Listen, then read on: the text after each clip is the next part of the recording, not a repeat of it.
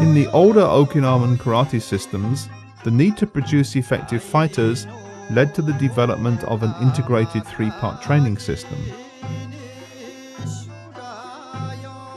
First, the student developed his strength and physique and conditioned his body to make it strong and resilient.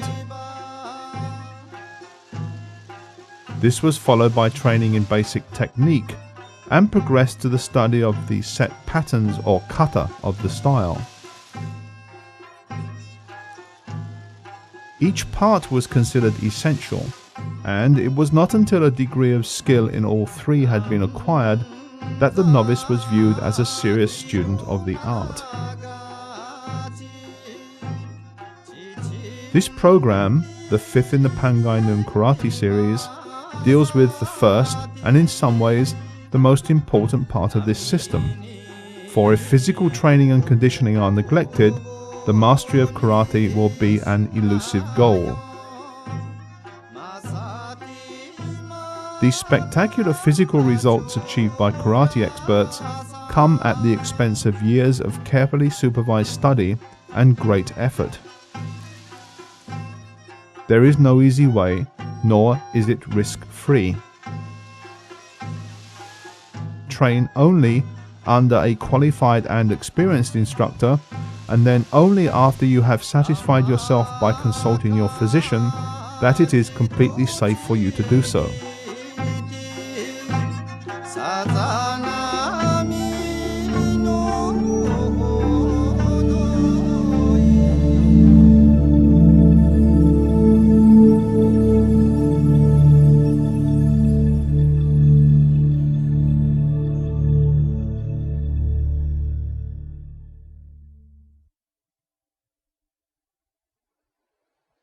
As the practice of karate makes great demands on the body, it is important to prepare yourself for training by means of warming up exercises.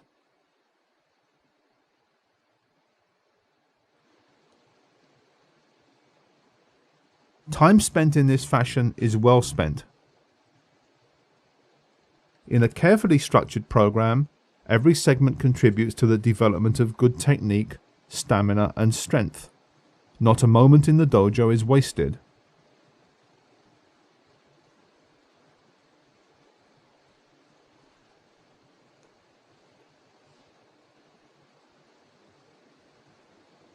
The use of a predetermined sequence of exercises as demonstrated here is a convenient way of ensuring that preparation is thorough. When the routine has been completed, the student knows that he or she is thoroughly prepared for the next stage of practice.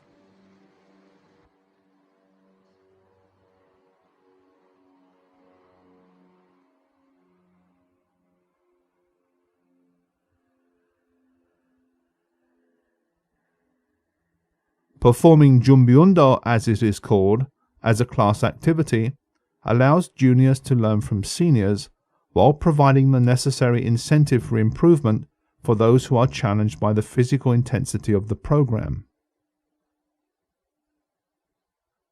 Harmony, so essential to the training environment, is also fostered by the pursuit of a common goal by the class.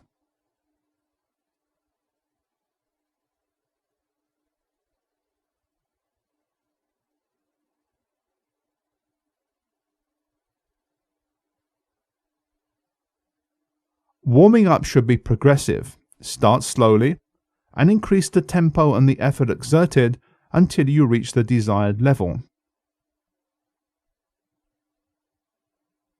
Progress is achieved by regular training and not occasional bouts of excessively heavy exercise.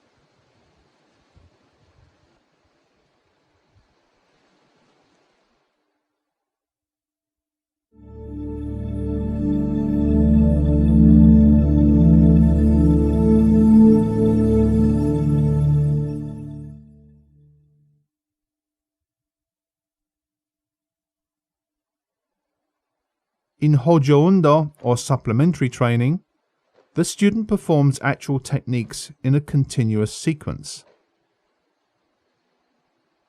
This builds familiarity with the movements and develops fluidity in transitioning from one to another that will form the basis of the genuinely intuitive movement exhibited by advanced students.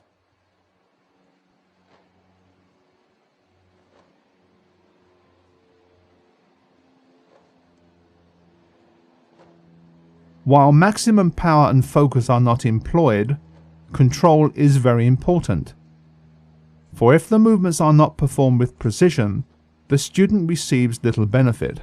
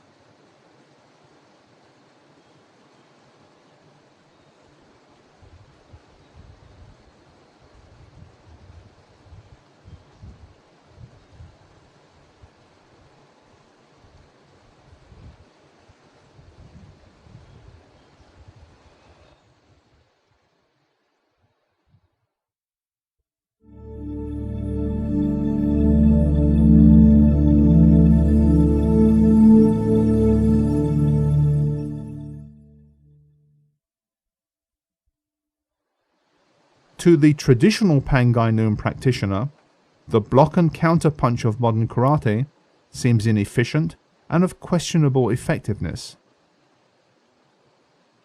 He foils attacks by diverting them with circular, soft, energy efficient and therefore rapid diversionary movements.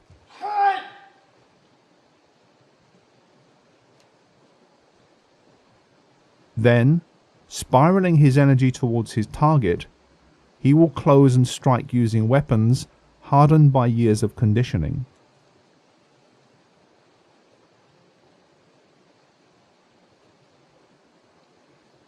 To maximize the effectiveness of his attack, he will often grasp his opponent with talon-like fingers, making of him an anvil upon which his blows will fall.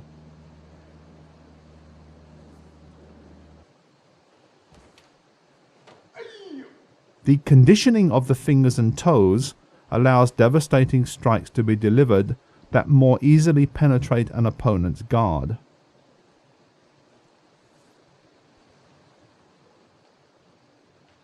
The power of a karate technique applied through a sharp finger, as opposed to a blunt fist, delivers the greatest possible pressure. The thumb joint to the vital points in the neck, fingertips to the eyes, and the point of a well-conditioned big toe to the groin or solar plexus are techniques which use minimal movement and energy, yet create maximum effect.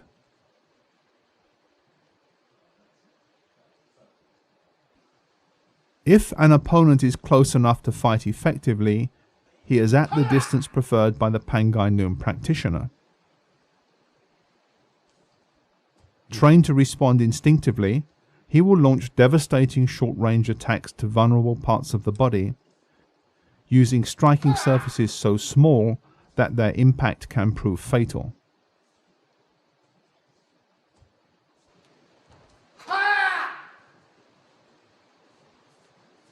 The strategy of Pangai Noon Karate was and is a pragmatic one. In any serious encounter, it's possible to be hit and hit hard. Therefore, one must remain resolute and focused even when locked in violent conflict.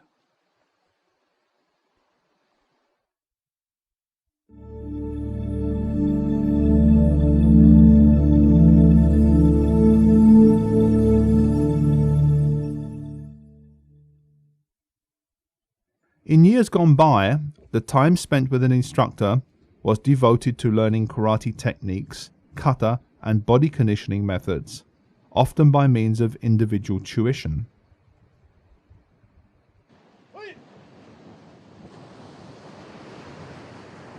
The student would then practice with his peers under the supervision of more senior students, his progress being monitored by his instructor as his training continued.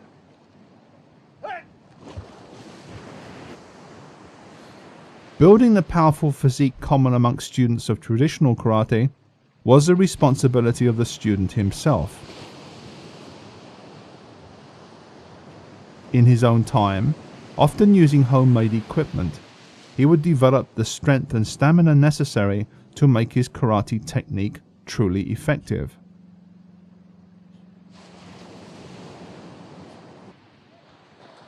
The neophyte was taught that his chosen trade involved not only the business of delivering powerful blows, but also learning how to absorb them while remaining focused and able to fight. With the aid of his equipment, training drills, and ultimately the practice of sanshin, he worked hard to develop a physique that was both powerfully offensive and defensively effective.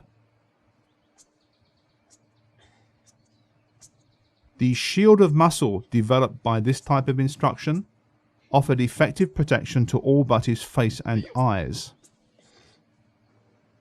Severe training developed an unequivocal determination to prevail that was clear from the glare he directed at his enemy.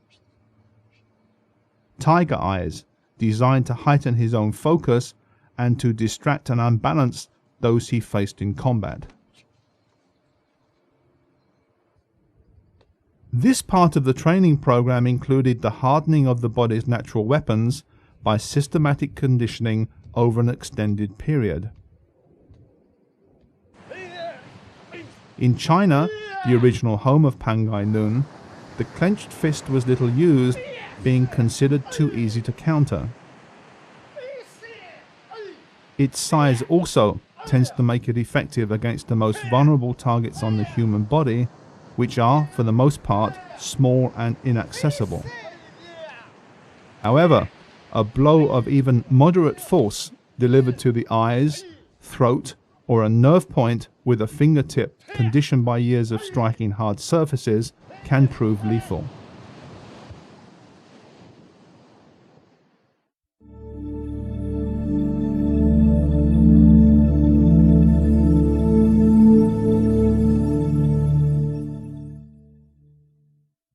The hands offer a variety of striking surfaces which are employed to attack and defend.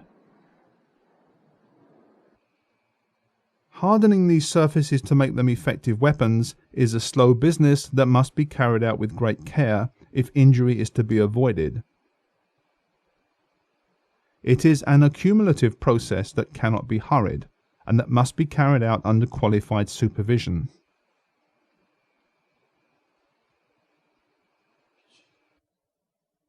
One of the primary training aids of the karate exponent is the makiwara, a piece of equipment that comes in many guises and which forms a resilient target upon which the hands and feet are tempered.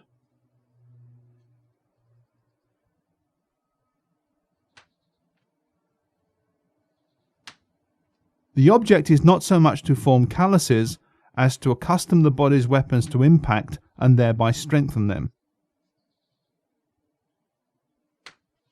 This discipline continues for the entire career of the karate exponent.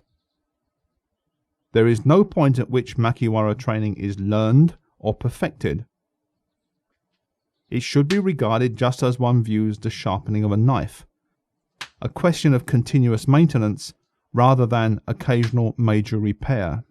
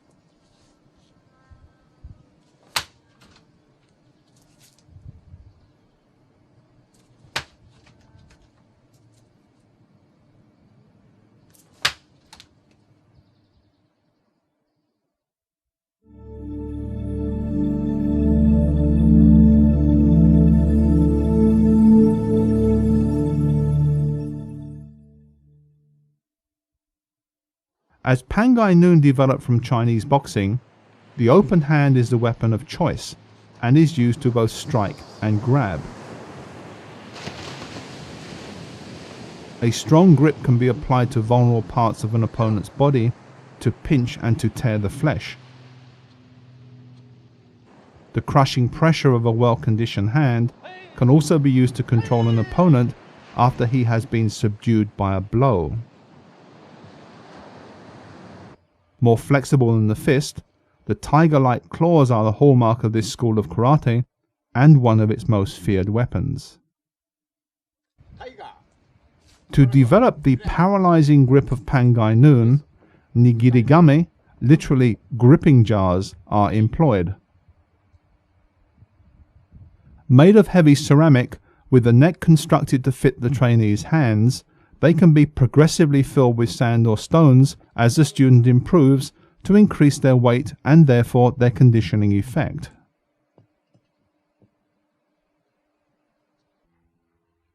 In the Pangai Noon system, training with nigirigami takes place in the sanchin stance. As the body is tensioned, the jars are raised. The shoulders are pulled down into the correct position, causing the muscles in the sides to tighten, and the fingers strengthened by gripping the necks of the jars and resisting their weight.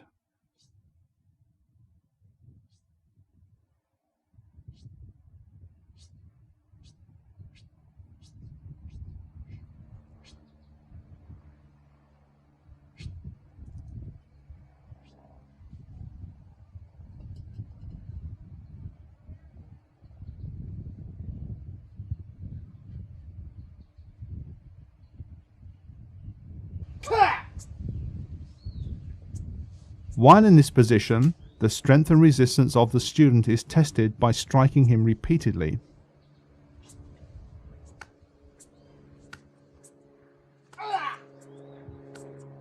The degree of tension must be sufficient for the muscles to withstand powerful attacks without lasting effect.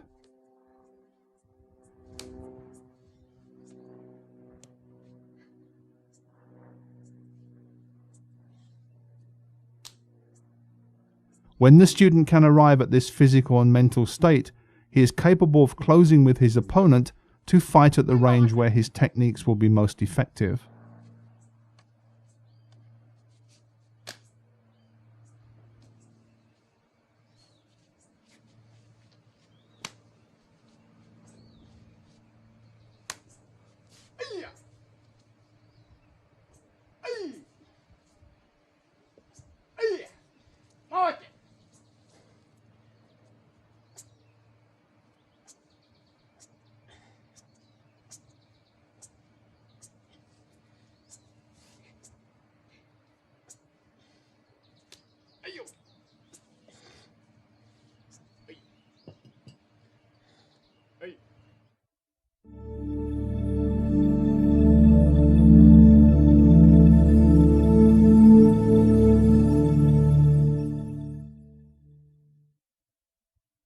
Tales come to us from history of karate masters who could penetrate the human body with their spear hand techniques and tear the bark from trees with their fingers. Interesting and exciting stories, but almost certainly exaggerated. However, when correctly conditioned, the fingertips of an expert practitioner are formidable weapons that can cause serious, indeed fatal injury.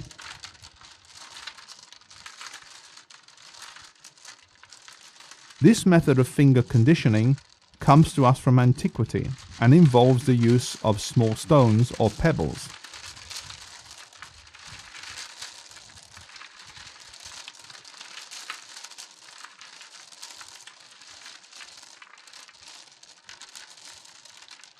Initially, the stones are picked up one by one, hardening the fingers and strengthening the grip.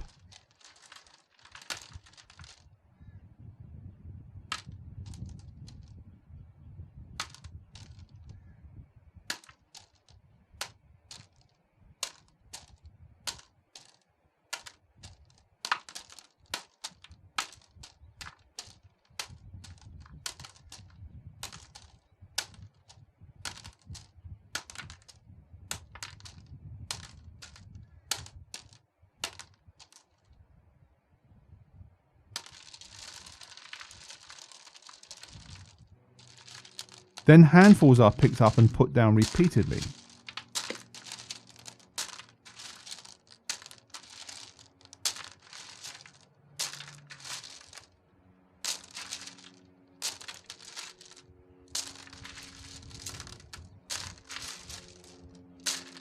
In time, the constant contact with the hard material makes the hand strong enough to thrust into the pile of stones using the classical spear hand technique. As with all conditioning methods, this must be done gradually and over a long period. Hurried training leads to injuries which rob the student of progress. Increase the intensity and duration of training only in tiny increments. This is the safe, effective, and traditional way of training. Certain equally ancient training methods require the cooperation of a classmate. Illustrations of impact training drills are to be found on the walls of the Shaolin Temple, and they remain effective and practical training methods that accustom the student to impact and pain, strengthen the arms, and help develop an appreciation of distance and timing. As always, it is necessary to exercise care. The experience and ability of a student must be taken into account, and the intensity of the training moderated accordingly. Ideally, students should be paired with partners of similar ability so they can train and progress together. Kicks to the body should also be experienced. As the student improves, the intensity and length of training can be increased until even powerful blows can be, if not ignored, then at least tolerated.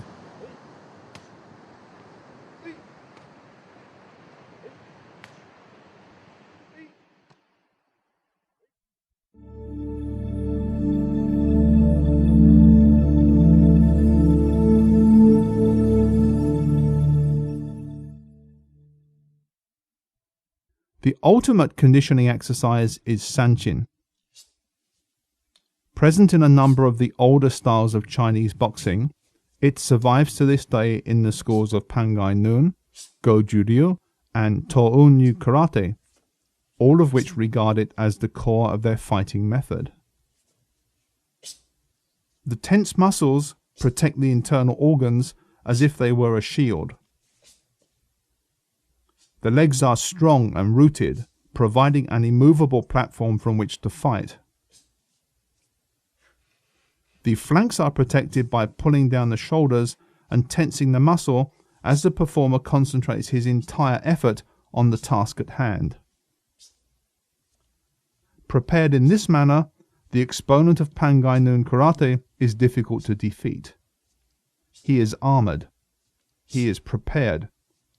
Without warning, the tension can be released like a whip, driving forward a hand made hard and strong by years of conditioning. A hand that will grab its victim after striking him, so its companion may continue the work of destruction.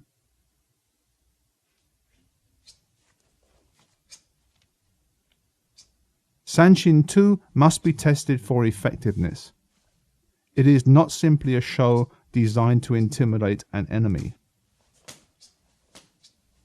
While its appearance undoubtedly has a deterrent effect, this is, of course, directly related to the ability and determination of the performer.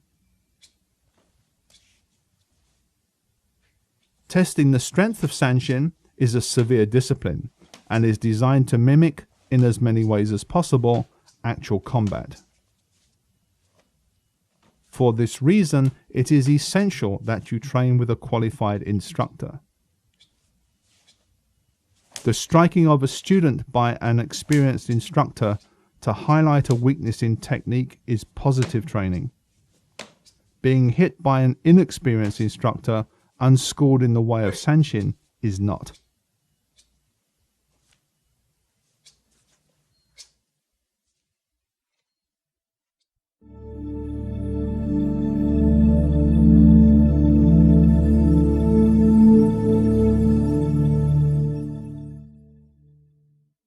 When the West was first introduced to karate, it was the demonstrations of breaking hard objects that thrilled spectators. Many marveled at the force generated by karate exponents and their ability to shatter hard objects with their bare hands and feet, apparently without ill effect or even pain. A few undoubtedly began karate training simply to acquire this ability.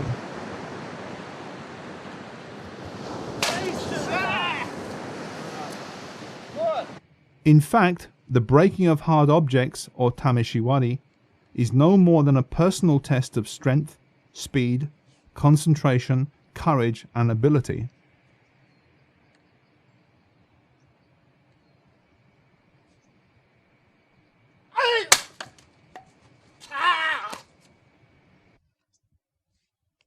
It has little to do with self-defense. Bricks and wooden boards do not move, nor do they fight back. It is a reality check, a way of measuring effectiveness that helps the karate exponent remain in contact with the essence of karate. A way of reminding oneself that, if technique is not performed correctly, it will not work.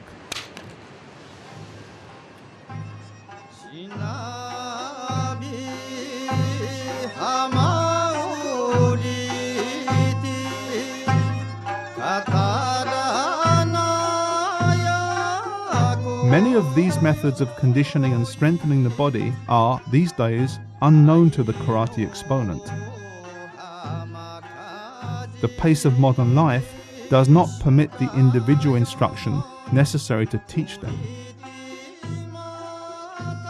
Each student is unique. Each has different strengths and weaknesses. Each needs a program of conditioning designed by an experienced instructor to best exploit their potential. Body conditioning cannot be taught to a class, and thus many modern exponents of karate are ignorant of its benefits and even its existence. These training methods are among the most important of karate secrets. The ability to build a powerful and healthy body. The confidence that serious karate training brings. The desire to set new and lofty goals, then exceed them.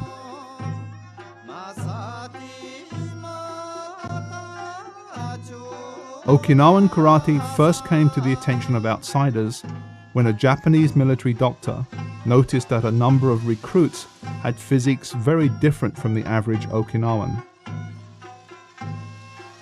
Powerfully built and physically tough, their suitability as military recruits at a time when Japan was constructing its first modern army led to the introduction of karate into the educational system in the early years of the 20th century. From that time, karate has been embraced by people of all nations, and it is therefore ironic that the very aspect of karate training that led to its discovery has been almost completely lost. Traditional karate training is hard, time-consuming, and endless. In return, it promotes health, builds a powerful body, and endows the trainee with abilities that surpass those of other men. It also has a philosophical basis, which is best expressed by the words of the noted karate master Chotoku Kyan. Karate teaches that the real enemy lies within. Get interested in the pursuit, not just the possession. The race, not just the goal. Effort is everything.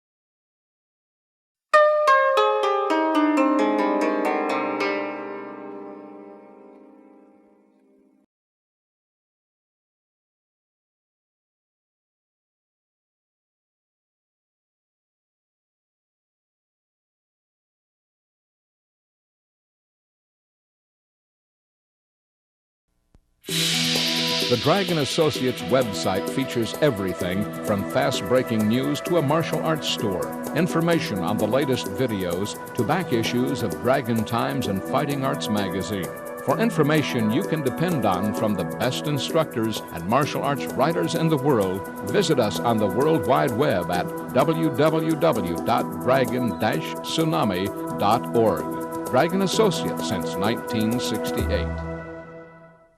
Tsunami martial arts videos are recognized worldwide as the very finest of their kind. Tsunami's dedicated production team has captured, in their most perfect form, the classical schools of karate. In doing so, they have produced a historical resource of enormous value to this and future generations. The best instructors, the best photography and sound, the best writing and research. Tsunami, the best martial